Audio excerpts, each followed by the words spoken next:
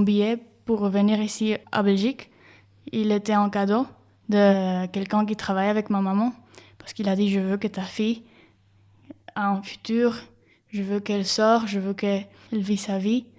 Donc tout le monde essaye de survivre et de s'aider.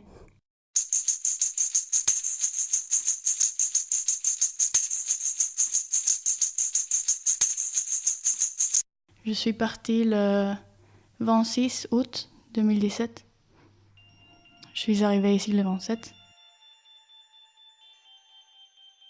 C'était ma première fois.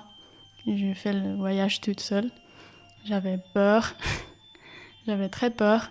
Et je suis arrivée ici et aussi c'est ma première fois dans une bus, dans un train, toute seule. Marcher dans la rue toute seule, ça fait peur. Et ma tante, elle était fâchée sur moi parce que je comprends pas le système, je comprends pas les arrêts, je sais pas comment faire pour pousser le bouton et dire aux gens qui conduisent le bus de s'arrêter parce que c'était difficile pour moi de comprendre tout. Et ma tante, elle est là, mais tu comprends pas. Oh là là, c'était difficile. C'était presque le plus difficile chose de ma vie, de m'adapter dans un système normal.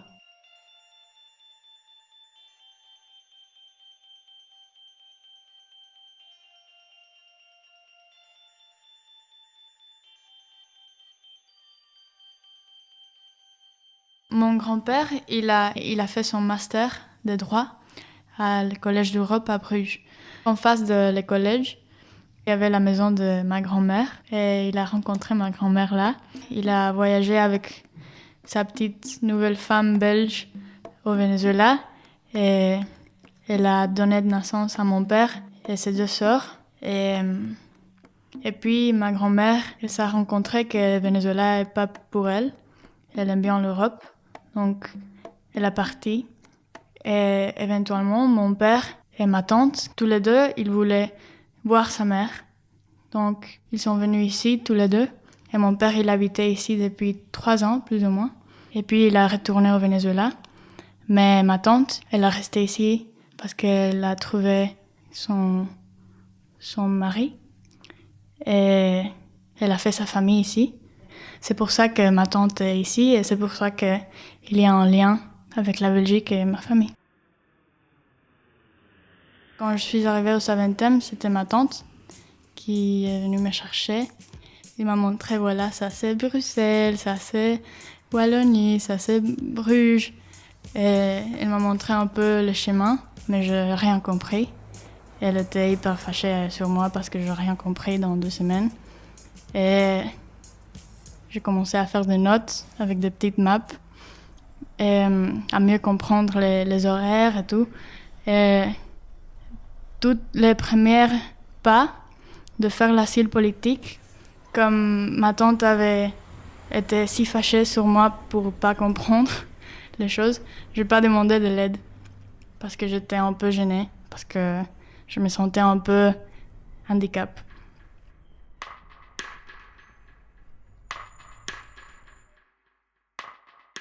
J'étais toute seule dans la gare du Nord, à 5 heures du mat', toute noire et froide. J'étais là toute seule.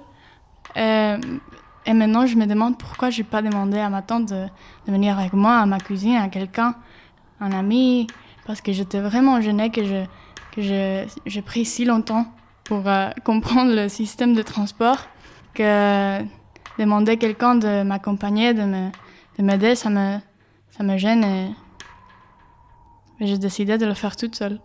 Je sais pas pourquoi. Maintenant, je me demande pourquoi j'ai fait ça toute seule. C'était déprimant et j'étais effrayée.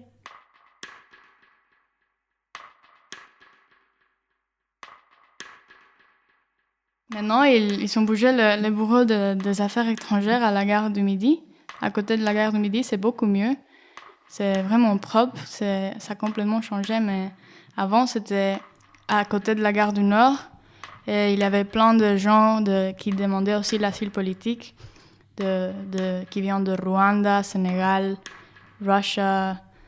Les gens me racontaient des histoires qu'ils ont vu son frère mourir en face de lui avec des machetes, des histoires vraiment traumatisant et j'étais choquée. Et j'étais là dans une espèce de bureau avec 50 personnes, toutes coincées dans une espèce de salle sans fenêtre, en train de demander de l'asile, que c'est basiquement dire que tu vas jamais retourner chez toi, sauf si les choses changent, mais dans ces moments-là, j'ai pas beaucoup d'espoir. Donc j'étais là en train de me dire que c'est fini, mon pays, ma famille, c'était... On doit se dire au revoir, on doit couper le lien. Et c'était dommage que je fasse ça toute seule parce que c'était dur. Mais un an après, j'ai beaucoup de courage et c'est fini, tous les procès. Et c'est mieux comme ça.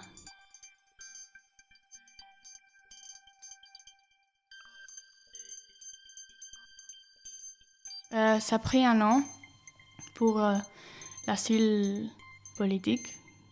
Et c'est vraiment, ça dépend de ton pays, ça dépend de ta situation personnelle.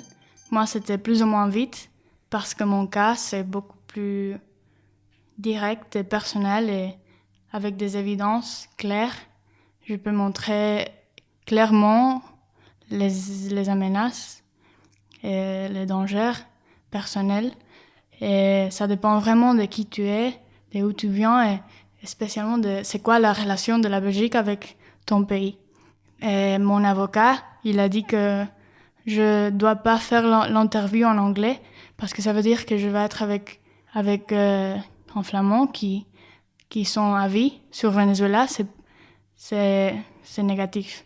Parce que je connais aussi beaucoup de Vénézuéliennes qui habitent à Bruges. Il a fait son interview en Netherlands, en flamand. Et ils n'ont pas encore réussi de réponse. Ils sont en train d'attendre encore.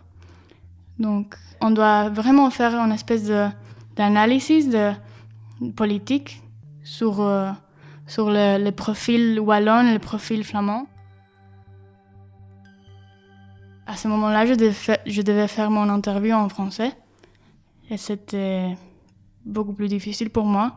Et je devais montrer tous les dossiers avec toute l'évidence, les photos, les cartes de Maria Corina en train de dire que oui, qu'évidemment ma maman travaille avec elle et qu'il y a beaucoup de menaces, qu'il y a beaucoup de dangers et les photos de mon grand-père, les photos de mon père dans les nouvelles au Venezuela et mes photos aussi avec mon implication politique d'étudiant et tout ça. Donc, c'était vraiment un dossier de presque 50 pages d'évidence. Maintenant, je suis acceptée réfugiée politique en Belgique. Ça veut dire que pendant 5 ans, je peux rester et travailler et faire mes études dans la Belgique et dans l'Europe, mais je ne peux pas sortir de la Belgique plus de 6 mois. Et donc 5 ans, si je reste ici complètement légale, rester dans la légalité du pays, je peux avoir la nationalité belge, sauf Venezuela. Si je retourne au Venezuela, je ne peux pas revenir ici en Belgique. Et je ne peux pas demander l'asile politique dans l'Europe. Parce que, précisément, je dis que ma vie est en danger si je retourne là. Donc, c'est logique qu'il y a certaines règles que je ne peux pas faire. Et retourner, c'est interdit. Je ne peux pas voyager tranquillement pour le moment parce que je n'ai pas de passeport. Parce qu'ils ont pris mon passeport vénézuélien. Et ils ne voulaient pas le retourner. Maintenant, c'est la propriété du gouvernement belge. Je vais recevoir un passeport temporel belge. Et avec ça, on ne peut pas faire beaucoup. À suivre.